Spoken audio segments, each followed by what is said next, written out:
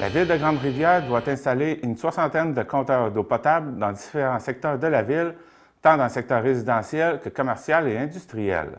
J'ai rencontré Kent Moreau pour faire le point sur la situation. Pour être en mesure de détecter les fuites dans son réseau d'eau potable, la Ville de Grande-Rivière doit installer des compteurs d'eau sur son territoire afin d'estimer la consommation de l'eau par les citoyens.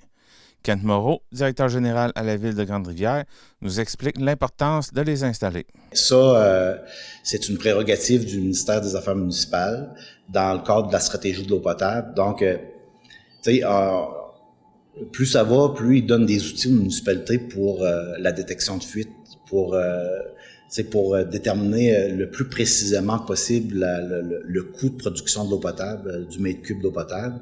Puis oui, les fuites, c'est un défi, mais aussi le coût de production à l'usine d'eau potable, il y a des variations comme cette année là, notre budget. Heureusement, on a su que le coût des produits chimiques, de certains produits chimiques allait augmenter jusqu'à 40%. Donc ça, c'est à prendre en compte. C'est comme l'année passée, par exemple, pour produire 1 mètre cube d'eau, ça coûtait 56 sous. Là, on a des outils de calcul à cette heure pour dire que en 2021, ça va sûrement frôler le 60 sous. Fait que juste parce qu'il y a eu une augmentation des produits chimiques. Le but de l'installation des compteurs d'eau dans le résidentiel puis dans le non résidentiel, ce n'est pas de charger. Ça va être un outil supplémentaire pour extrapoler c'est quoi la consommation selon le profil familial. Donc là, on va être capable de dire que de façon générale, une famille constituée de 2 adultes, 1 enfant, ça va être en moyenne telle consommation. Une famille, une maison bigénérationnelle, par exemple, où le grand-père, la grand-mère fait partie du tissu familial, ça va être une autre consommation. Donc c'est ça le but, c'est que on veut pas, on veut avoir un profil différent, puis on veut être capable de mettre dans nos bilans qu'on doit remettre aux affaires municipales. Nos lectures vont être vraiment pas mal plus précises. Parce que là présentement, le seul indice qu'on a, c'est le compteur d'eau à la sortie de l'usine d'eau potable. Là, après qu'il est rendu dans le réseau, il arrive quoi de notre eau potable? Si il y a une fuite non détectée, ça coule pendant 10 ans, puis on l'a pas détecté, mais avec les compteurs d'eau, là, on va être capable de dire, oui, mais là, si la consommation résidentielle est estimée à ça, puis nous autres, on en produit tant, puis on compte déjà nos grands consommateurs d'eau qui sont les usines de transformation des produits marins. Mais là, le compteur d'eau va nous donner une piste pas mal plus précise à savoir que oui, effectivement, on a des fuites.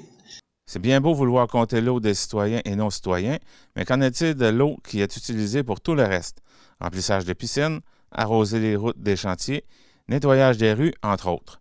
Kent Moreau explique les changements apportés pour compter cette eau. Oui, on donne de l'eau aux compagnies de construction. On remplit sans calculer les camions de pompiers pour remplir les spas et les piscines. Il y a aussi pour le nettoyage des trottoirs au printemps.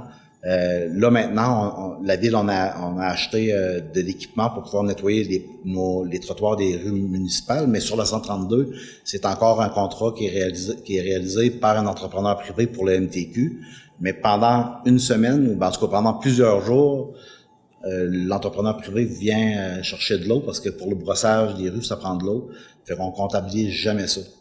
Mais dans nos nouvelles pratiques, le ministère des Affaires municipales nous demande là, d'installer un compteur d'eau directement sur la bombe fontaine où on puise notre eau pour tous ces usages-là. Si les compteurs d'eau permettront de détecter des fuites, il faut aussi conscientiser les gens à l'économie de l'eau. La Ville de Grande-Rivière compte s'y prendre dès l'âge scolaire. C'est sûr qu'en temps de COVID, on n'a pas pu aller de l'avant avec le projet, mais j'ai soumis à la direction de l'école primaire de Grande-Rivière la possibilité de présenter aux enfants de tous les cycles, là, de la pré-maternelle jusqu'au 2e cycle du primaire, il y a une formation sur l'eau potable avec des activités déjà toutes montées que les étudiants, pourraient faire pour leur faire prendre conscience que l'eau potable, c'est une ressource qui est plus qu'importante, c'est vital, mais aussi qui a un coût rattaché à ça, puis qui a des bonnes habitudes à adopter.